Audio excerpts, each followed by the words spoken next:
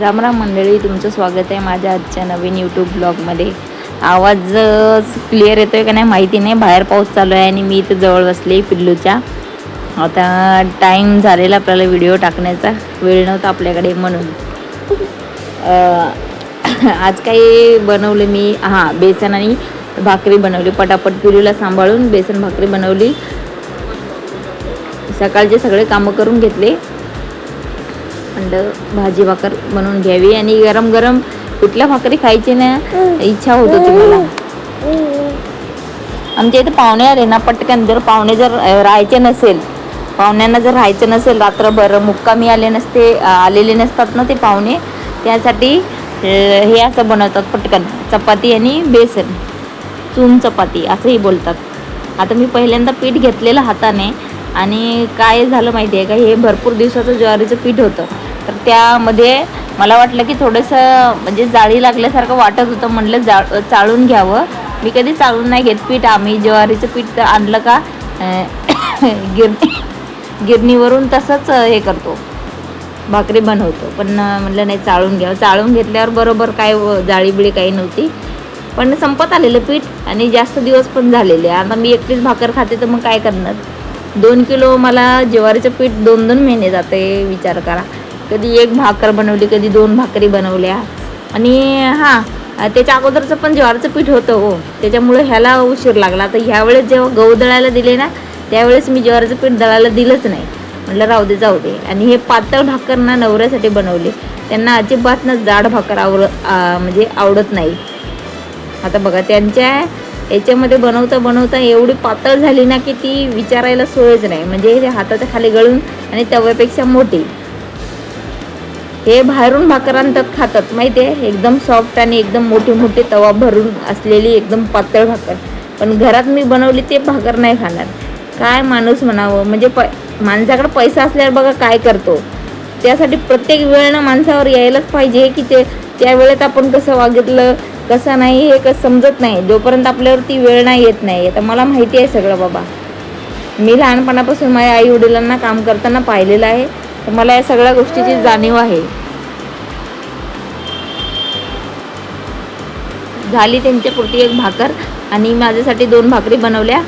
दुपारचे 2 वाजलेले आणि पिल्लू झोपलं होतं म्हणून मग 2 भाकरी बनवून घ्याव्या म्हटलं. पुन्हा पीठ संपत आलेलं, ते म्हटलं एकच भाकरीचं कशाला ठेवा. मग 3-4 भाकरी झाल्या. 4 भाकरी बनवल्या. गॅस पुसून घेतला. ते पहिलं गॅस नाही पुसून घेतला तर ते मला असं गिजगिज वाटतं आणि काम केल्यासारखं वाटत नाही, मन नाही लागत. मग म्हटलं बेसन बनवायच्या अगोदर गॅस पुसून घ्यावा. गॅस पुसला आणि नंतर बेसन बनवलं. आणि खास गोष्ट काय की मी खलबत्ता माहिती आहे का किती कष्टाने आणला. माझ्या ऑफिसमधून मी काम करत होते ना, तिथून एका जणाला बोललेली की बाजारामधून खलबत्ता आणून द्या, तुम्हाला लागले ते पैसे देते. एक टेम्पोवाला होता, त्यांना बोललेली. तर मग ते बोलले ठीक आहे. त्यांनी आणून दिला बघा मला. 150 का 200 रुपयाचा काहीतरी असंच आहे. तर त्याच खलबत्त्यात मी चटणी लसूण ची बनवलेली सगळी आणि हे नंतर टाकलेली याच्यामध्ये तडक्यामध्ये आपल्या. आता आपली राई म्हणजे मोहरी असते ना, तिख्या आपल्या भाषेत बोलायचं असेल तर त्या ना त्या जाड तिख्या आहेत, अशा बारीक नाहीत, गावरान नाहीत आपल्यासारख्या. आणि त्याची चवसुद्धा नाही लागत. एवढ्या मोठ्या तिख्यात फुटतसुद्धा नाहीत. कितीही तेल असं जळून वर जातं तरीसुद्धा त्या फुटत नाहीत. काय फायदा तसल्या न चव ना धवायच्या. आता बेसनमध्ये जर त्या टाकलं ना तर काय भारी चव येते. आमच्या इथे बेसन बनवतात आणि ताटात खायला दिलं ना पाहुण्यांना की वरून सुद्धा ना थोडंसं कडलेलं तेल देतात बेसनवरती टाकून खाण्यासाठी. चपाती गरम गरम. मग हे चपाती आणि बेसन हे किती होतं, अर्धा ते पाऊण तासात होतंय पटकन. त्याला काही जास्त लागत नाही. आपली हिरवी मिरची टाकली, हिरवी मिरची नसेल तर मग काय लाल मिरची टाकायची, कढीपत्ता आपला, मीठ, हळद. जास्त याच्यामध्ये नाही. आणि माहिती आहे का तुम्हाला, आजकाल लोक किल्ल्यावर फिरायला जातात, कुठेही फिरायला जातात. झुणका भाकर मला वाटायचं झुणका भाकर काय आहे. नंतर कळालं की अरे झुणका म्हणजे बेसन पीठ आहे. मला वाटायचं कुठला तरी ठेचा असणार वेगळ्याच प्रकारचं झुणका म्हणजे. नंतर कळालं की अरे रे रे ही आमची गावरान मराठी डिश आहे. म्हटलं एवढी प्रसिद्ध, अरे देवा देवा. आणि लोक गडावर वगैरे फिरायला जातात नंतर हेच खातात बघा. आणि घरी नाही खाणार, पण गडावर बिडावर गेल्यावरती तिकडचं. आणि काही काही लोक किती म्हणजे त्यांच्या वयाचे किती दिवस गेलेले आहेत ते गडावर ना, अशी सेवा करतात जे गड पाहण्यासाठी येणाऱ्या लोकांची.